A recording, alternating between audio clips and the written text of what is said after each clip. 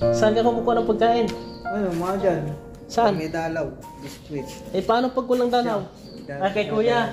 And the first time na masaya tayong nakita siyang ganito. Lahat naman tayo ay mayroong pagkakamali sa buhay, di ba bro? Pero dumadating din talaga yung panahon na makarealize tayo at maisip natin kung ano yung nakakabuti sa ating sarili o sa ating buhay. Punta natin dito si Billy. At ngayon mga kababayan, no? Sabi po ng katiwala dito sa cemetery, bumait na daw ito si Billy. At dito na sa nag-stay kuya? Dito ko pinapa-stay kasi nagtulong din sa akin. Gawa ng siya nagbabantay dito, naglilinis-linis. Maganda pala. Dito na yun. Hindi na ba sa tulad dati? Hindi na. Saka pag isa pag-inom, hindi na nag-inom namin. No, hindi na daw nag-inom.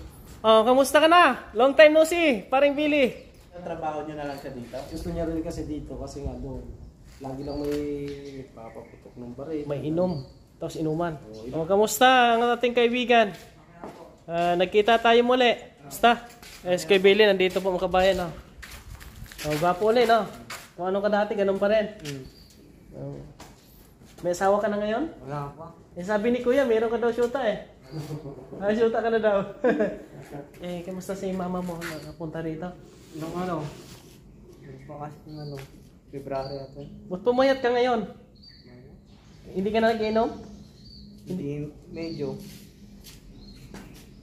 Huwag ka na uminom. Sunod ka na lang sa payo ni kuya kasi siya yung mag-guide sa'yo para magbago ka sa magbago yung takbo ng buhay mo ba. Okay naman dito pala. Kasi doon maraming mga barkadang pwedeng pumunta dito, wala. Yung barkada mo, yung mga nandito sa loob, yung naka at least yun yung gagabay siya, tahimik ang buhay. Anong plano natin? Uwi ka ba kay mama mo? Wala nga doon, makain Ha? doon. Wala makain? Dito may makain ka? Oo. Saan ka kumukuha ng pagkain? Ano, mga dyan. Saan? May dalaw. Biskuit. Paano pag walang danaw? Kay kuya. Ay, salamat naman kay kuya. Shoutout natin ang katiwala po dito sa Tsaka cemetery. siya Honoy. Siya yung gumagabay sa'yo. Tsaka nagbabawal talaga namin sa kanya. Ayan. At tsaka dito kasi, hindi naman magulo, mabait naman yan. Na-influensahan sa ng barkada talaga. Kasi doon, napupuntahan siya doon, ayaw mag-inom. Kahit siyempre, kahit ayaw niya, napapainom siya, nakikisama. Pero dito, okay naman, mahal naman siya. Nagluluto man siya dito? Nagluluto ka dito? Oo. Saan ang lutuan mo? Doon. Doon siya nagluluto sa tinitiran niya. Doon siya nakain, tapos dito lang siya nagtatambak. Okay. At saka, inano ako na nagdito na lang siya natambay kasi laking tulong din. At sa gabi, siya dito nakapwisto. Lagi siya Para sang tanod. Tanod ka na pala sa sementeryo. Ayos. Wala mang nangangalabit sa'yo sa gabi? Wala. May bigas ka pa doon? Meron po. Ilang sako? Ano na lang, 1 kilo na lang. 1 kilo? Ano mo nakita dito? Halika mo na dito. May dala ko ditong bigas para mayroon sa Nakita ko makain. kayo kanina, pag ito doon sa Dubai. Parang kilala ko to. Kaya sabi ko, saan banda yung CR dito? Tanong-tanong kami doon. Turo doon. Ba't sa video, maliit ka? Ba't sa personal, ang laki mo? Ano talaga, pagka sa video, gwapo, sa personal, pangit. Hindi kasi napanood ko yung yung mga vlogs mo. Yan po mga kababayan, no? Magandang development na kay Bailey. Nasa loob na sa ng cemetery at si Kuya naman, siya yung gumagay dito kay Bailey. Mag-ano ka lang muna ng bigas. Ayun, lagi ka tulong ko pag nagagawa mo na. Nahulog yung cellphone mo, kuya. No, saan ang cellphone mo? Basag na? Yan ginagamit mo pang sa akin. Buti may dalawa akong bigas dito. Sa'yo na yan. Ay, nakamusta kita dito. Gusto mong pumunta uli ng Samar? Hindi na. Liti pala yung kabayan nung pinadala natin siya doon. Bumalik siya dito. Ayaw niya iwanan yung kanyang dito mga memories. No? Ano pang pwedeng maitulong? Girlfriend? Ha? Sabihin mo lang, pag gusto mong girlfriend, nandiyan si Kuya, si Bro Dan. Dalhan ka namin. Marami akong mga alaga doon na may edad. Ano, iwan ko na muna kayo ha. Oh, sige, thank you kuya ha.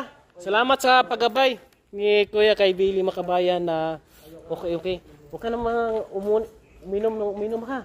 Tamang tama yan na kung anong payo ni kuya,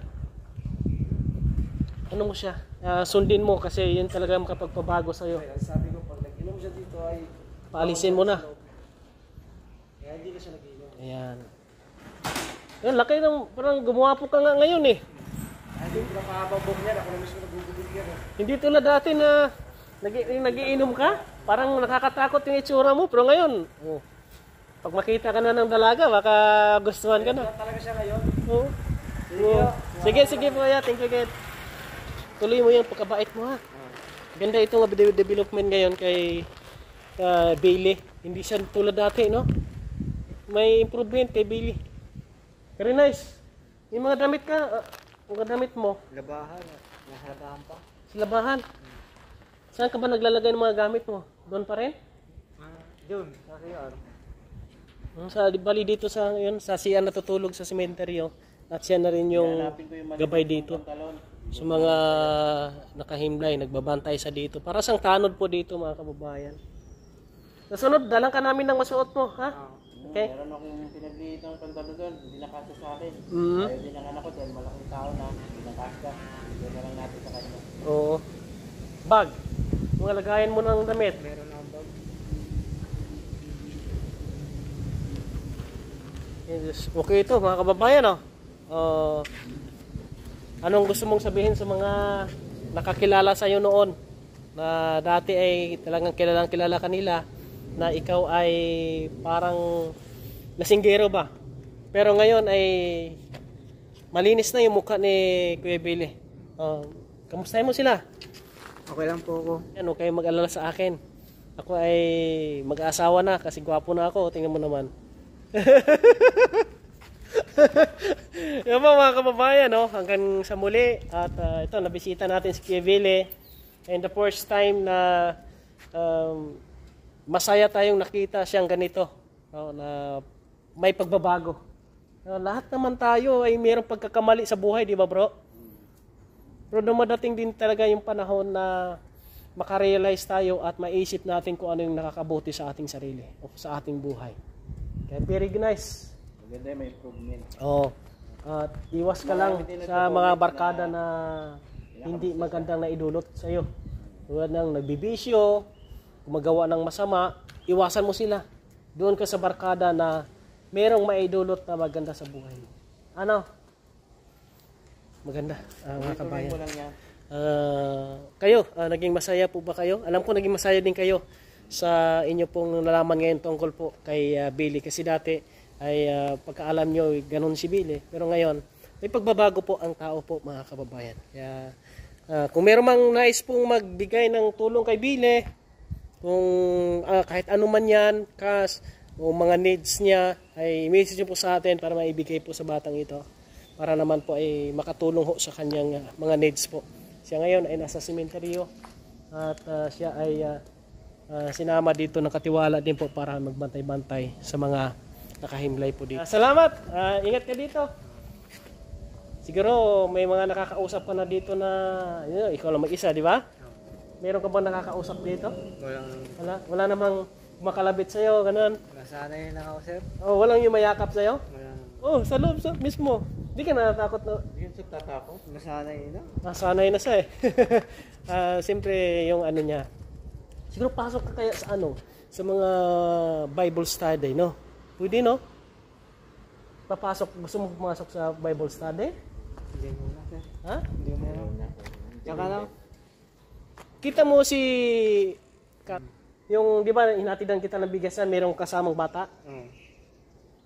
Nalunong din bro sa ano? Sa barkada. Ngayon, pumasok sa Bible study. Pumunta sa bahay. Nagulat ako, uy, parang pastor ang dating. Binasahan ako ng mga ano sa Bible. Tapos, ang ganda. Ang laki ng pinagbago niya talaga. Kaya, ang buhay ng tao kasi makabayan, up and down yan eh. Up and down. Ilan taon na ba siya? Ano to? 29 na. 29 now. 29. So, Makahanap ato ng mas... Birthday ko lang ng February. Uy, February ano? 11. happy birthday. Birthday. Anong handa mo? Pansit lang yun. Pansit? Anong kanton? Beef? Yung naka... Laki mi pa. Pansit mga kabayan, laki mi. Wala ko pansit na ano yung pala yung nabibili sa tindahan. Ano, 4 yun, 4. Apat na pansit, ikaw lang mag-isa. May ano ka, Hindi mo man kami in-invite. may ulam ka. Pag kaya mong kanin, may ulam. Po? May ulam. Wala na po, yun lang. Ay, pansit lang daw. Hindi, yan. May kapitbahay. May meron sa kapitbahay daw na ano. Hindi ako papaya. Ay, titinda ng gulay. Saan? Yung dalawang senior daw na katabi ng father din sa bahay niya. Ah. Ayan po mga kababayan, hanggang dito lang po muna. Oh. At God bless. Talagang tiwala sa Panginoon ang pinaka ano dito ni Billy, yung makapag-salba talaga sa kanya na maging maayos ang kanyang buhay. Please share din ang ating video ay makapagbigay po tayo ng inspirasyon sa mga tao na mayroong kahalintulad no, sa kwento ng buhay ni Kuya Billy na dati ay ganon, ay ngayon ay bago na po mga kababayan. Lagi niyong maaasahan, kaibigan at sandalan, kailanman di nagsawang tumulong sana